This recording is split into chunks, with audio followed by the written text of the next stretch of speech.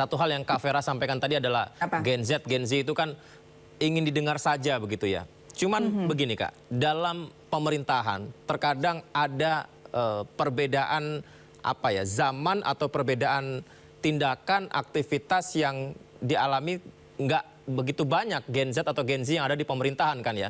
Dengan formalitas yang biasa berlaku di pemerintahan sekarang, dengan apa ya, adat kebiasaan yang masih tidak seperti yang dipikirkan ataupun dimaklumi oleh Gen Z gitu. Bagaimana mencari titik temu? Contohnya begini, ketika Gen Z atau Gen Z bersuara di media sosial, memberikan kritikan, tapi untuk generasi yang sebelumnya ada di pemerintahan merasa itu menyinggung dan fitnah atau tuduhan. Bukankah itu jadinya gak ketemu nih? Nah ini gimana supaya melihat titik tengahnya supaya ini ada pertemuannya gitu? Oke, secanggih apapun media sosial, secanggih apapun teknologi digital yang ada sekarang gitu ya, tetap kalau untuk membicarakan isu-isu krusial itu harus ketemu face to face gitu ya. Tetap aja komunikasi langsung itu lebih kaya gitu ya, dan lebih meminimalkan yang namanya miskom, yang namanya salah paham dan sebagainya gitu. Jadi kalau misalnya ini mungkin masukan ya buat pemerintah kita juga gitu ya, belajar dari beberapa hari kemarin gitu ya, ketika misalnya ada kritik di media sosial gitu ya, oke, ditanggapi. Di sisi lain juga si Gen Z yang di media sosial juga menyadari bahwa mungkin kalau dia bersuara di media sosial aja itu cuma sekedar clickbait istilahnya, cuma buat nyolek aja. Tapi untuk ini supaya jadi forum pembahasan yang benar-benar memang harus ketemu. Jadi di sisi pemerintah mengundang, sisi yang Gen Z-nya yang bersuara di media sosial juga dengan dengan welcome, dengan siap runding gini. Satu hal dari Gen Z, karena ini kan tadi range usianya 13 sampai 30 ya. Ini kan usia muda, remaja dan dewasa muda. Mereka itu punya kemampuan belajar yang sangat luar biasa bagus. Gitu ya. Apalagi dengan teknologi digital sekarang. Mereka cepat banget mempelajari sesuatu. Tapi ya di sisi lain kematangan emosinya masih berkembang gitu, sehingga mereka sangat mudah sekali untuk terpancing menjadi emosional. Nah ini yang mungkin dilihat generasi sebelumnya yang sedang duduk di dalam pemerintahan, generasi yang menurut saya lebih matang gitu ya, saya nggak bilang lebih tua gitu ya. Ini jadinya kesannya kok kurang ajar banget sih, dia nggak hormat kita, nah gitu ya. Kan kita lebih tua, kok dia nggak ada unggah-ungguhnya, nggak ada mannernya dan sebagainya. Nah itu kalau kita paham dari sisi perkembangan psikologis gitu ya, kita bisa lebih memahami itu. Mereka nggak ada maksud kok untuk kurang ajar. Mereka memang masih kurang dalam hal mengontrol emosi, ngomongnya supaya sopan. Nah itu masih kurang. Nah ini dengan saling memahami sebenarnya bisa ketemu di tengah gitu ya. Yang generasi sebelumnya nggak baperan, ya. Yang generasi Gen Z juga mereka belajar dong. Kalau mereka mau didengarkan, mereka lebih baik menyampaikannya gitu. Kalau generasi sebelumnya malah melaporkan Gen Z-nya dengan apa yang diunggah di medsosnya itu gimana ya Kak ya? Nah itu no comment ya. Nah ini nggak akan selesai. Jadi sebenarnya saya sudah patut apresiasi ya. Kemarin kan kita melihat ada DPR mengundang anak-anak BEM untuk datang ke dalam, terus mereka didengarkan. Itu sebenarnya suatu langkah walaupun telat ya sebenarnya, tapi ya better late than never lah ya gitu ya. Jadi sebenarnya sebelum rusuh-rusuh kemarin harusnya mereka dikasih peluang kesempatan untuk masuk ke dalam DPR untuk didengarkan mereka apa sih maunya gitu ya. Nah terus juga saya salut sama adik-adik BEM yang 2 hari kemarin juga demo tapi tidak rusuh ya, tidak anarki, dan mereka juga sudah mulai belajar nih gitu ya untuk menjaga emosi mereka supaya tidak terpancing, tidak terprovokasi gitu. Nah kita harapkan sih terus seperti itu. Ya. Satu lagi, kan ketika generasi yang senior ini bilang jangan sebarkan hoax gitu, fitnah, tuduhan segala macam. Pertanyaan saya adalah apakah Gen Z ini cukup mampu untuk memilih konten di media sosial, mana yang hoax, mana yang tidak, atau kecenderungannya Gen Z ini dia gampang terhasut dengan informasi yang tidak benar di media sosial? Nah ini ada dua ya, ada dua hal, ada dua kemungkinan. Mereka kalau dilihat dari sisi perkembangan psikologisnya, di mana tadi saya bilang mereka masih emosinya mudah terpancing gitu ya, kematangan emosi masih dalam tahap perkembangan gitu ya, proses pengambilan keputusannya juga masih dalam tahap perkembangan. Nah ini memang bisa saja mereka jadi mudah terpancing, terprovokasi gitu ya.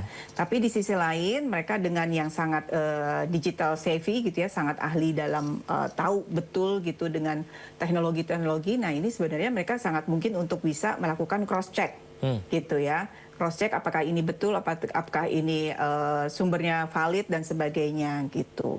Jadi tapi tentu saja ya, pengalaman itu kan guru yang baik gitu ya. Kalau saya melihat mungkin beberapa minggu yang lalu gitu ya, kita Gen Z ini mungkin ya gampang sekali terpancing dengan apa yang muncul di sosial media gitu ya. Tapi terus mereka belajar bahwa tunggu, ternyata kita dimanfaatkan nih gitu ya, supaya bisa apa namanya ditunggangi dan sebagainya. Nah ini kayaknya terus sekarang membaik sih, mereka lebih apa namanya, lebih mau untuk cross check, lebih waspada lagi supaya tidak dimasuki dengan oknum-oknum yang punya maksud yang tidak baik, ya tidak sesuai dengan tujuan mereka sebenarnya gitu. Ya, apalagi Bung Karno juga kalau kita ingat sudah menyampaikan, berikan aku 10 pemuda maka akan kuguncangkan dunia gitu ya Kak Vera ya. Iya, makanya jangan main-main sama anak-anak muda. Jangan main-main sama anak muda. Semoga saya termasuk anak muda itu Kak Vera. Kelihatannya sih masih ya, nyerempet-nyerempet di akhir-akhir Gen Z ya. Terima kasih banyak Kak Vera sudah berbagi Ya, bersama kami. Sehat selalu ya. terima Nanti izin kasih. kita bisa dialog lagi. Selamat malam. Assalamualaikum. Selamat malam, damai selalu ya kita. Terima kasih.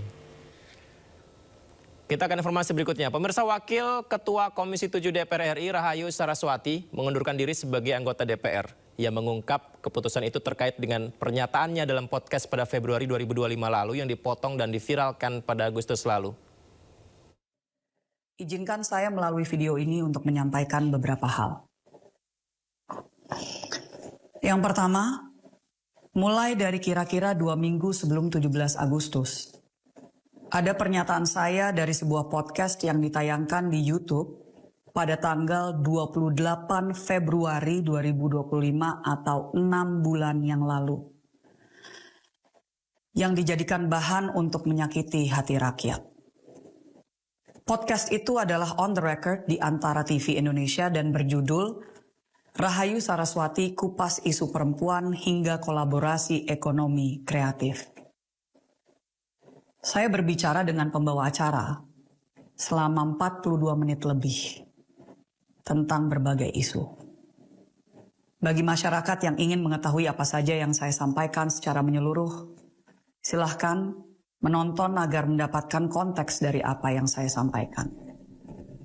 Pernyataan saya diambil dari menit ke-25, 37 detik sampai menit ke-27, 40 detik. Cukup panjang sebenarnya. 2 menit lebih yang dijadikan beberapa kalimat oleh pihak-pihak yang ingin menyulutkan api amarah masyarakat. Tidak ada maksud maupun tujuan dari saya sama sekali untuk meremehkan bahkan merendahkan upaya dan usaha yang dilakukan oleh masyarakat, terutama anak-anak muda yang ingin berusaha tetapi menghadapi berbagai kesulitan dan tantangan.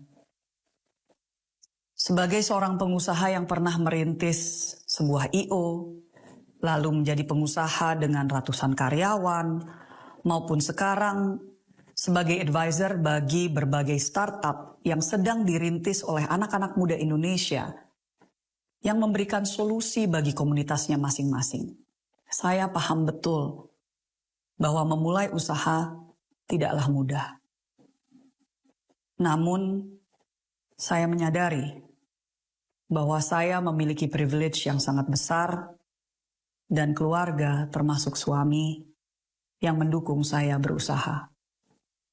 Dan walaupun niat saya sebenarnya ingin mendorong entrepreneurship, terutama di zaman transformasi digital yang membuka peluang seluas-luasnya di dunia ekonomi kreatif, saya paham bahwa kata-kata saya telah menyakiti banyak pihak, terutama yang saat ini masih berjuang untuk menghidupi keluarganya, bahkan untuk masih bisa bertahan hidup. Kesalahan sepenuhnya ada di saya. Oleh sebab itu, melalui pesan ini, saya ucapkan permohonan maaf yang sebesar-besarnya atas ucapan dan kesalahan saya.